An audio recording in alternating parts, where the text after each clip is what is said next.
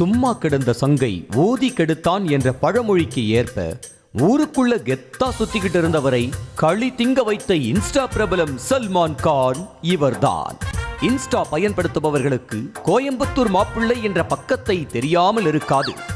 1.8 million followers கொண்டுள்ள இவர் கண்டென்ட்டுக்காக பொதுமக்களிடம் தேவையில்லாத மற்றும் அபத்தமான கேள்விகளை கேட்டு அதை வீடியோவாக பதிவு செய்து தனது பக்கத்தில் பதிவேற்றம் செய்து ஒரு பக்கம் கல்லா கட்டி வருகிறார்.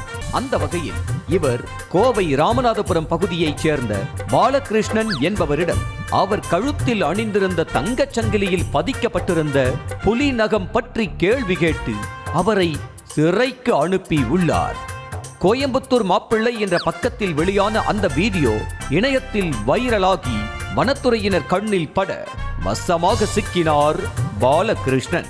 வீடியோவில் புலிநகத்தை ஆந்திராவிலிருந்து காசு கொடுத்து வாங்கியதாகவும் வேட்டைக்கு போக ஆசைதான், இருந்தாலும் வேட்டைக்கு போகவில்லை என பாலகிருஷ்ணன் பெருமையாக சொல்ல, அவரது பக்கத்தில் இருந்த நண்பரோ வேட்டைக்கு போயிருக்கலாம், ஆனா வெளியே சொன்னா போலீஸ் பிடிச்சு வச்சிருவாங்கன்னு சொல்லாம கமுக்கமாக இருக்கிறாரு என விளையாட்டாக பேச அதுவே பாலகிருஷ்ணனுக்கு வினையாகி போனது.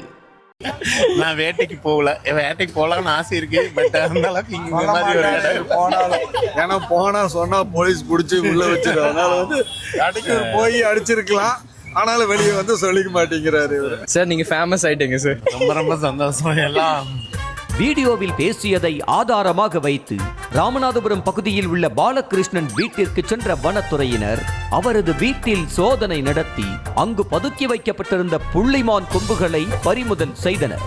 இது தொடர்பாக வழக்கு பதிவு செய்த வனத்துறையினர் வெளியூர் சென்ற பாலகிருஷ்ணனை விசாரணைக்கு ஆஜராகுமாறு கூறிவிட்டு சென்ற நிலையில் பாலகிருஷ்ணன் நேற்று வனத்துறையினர் முன் ஆஜரானார்.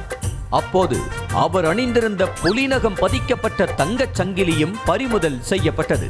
புலி நகம் மற்றும் மான் கொம்பை AIWCக்கு அனுப்பி அங்கிருந்து அறிக்கை கிடைத்ததும் குற்றப்பத்திரிகை தாக்கல் செய்யப்படும் என்ற வனத்துறையினர் அதுவரை பாலகிருஷ்ணன் நீதிமன்ற காவலுக்கு அனுப்பப்படுவதாக தெரிவித்தனர். முறுக்கு மீசை, கட்டுமஸ்தான உடல் என பாலகிருஷ்ணனின் உடல் தோற்றத்தை வைத்து நீங்க நாட்டாமைய சார்னு இன்ஸ்டா பிரபலம் கேள்வி கேட்டு அவரை வெட்கப்பட வைக்க முகமெல்லாம் பூரிப்பான பாலகிருஷ்ணன் என்ன இப்படி கேட்டுவிட்டீங்க, எங்க பரம்பரையே அந்த மாதிரிதான் என்னடா என கூறினார். எது எப்படியோ அன்றைய வீடியோவிற்கு கண்டென்ட் கொடுத்த பாலகிருஷ்ணனை குஷிப்படுத்த நீங்க ஃபேமஸ் ஆகிட்டீங்க சார் என இன்ஸ்டா பிரபலம் கூறியதும் தான் கூறினார். ஒரே நாளில் பாலகிருஷ்ணன் சமூக வலைத்தளங்களில் மட்டுமின்றி தலைப்புச் செய்தியில் இடம்பெறும் அளவுக்கு ஃபேமஸ் ஆகிவிட்டார் என்றே சொல்ல வேண்டும்.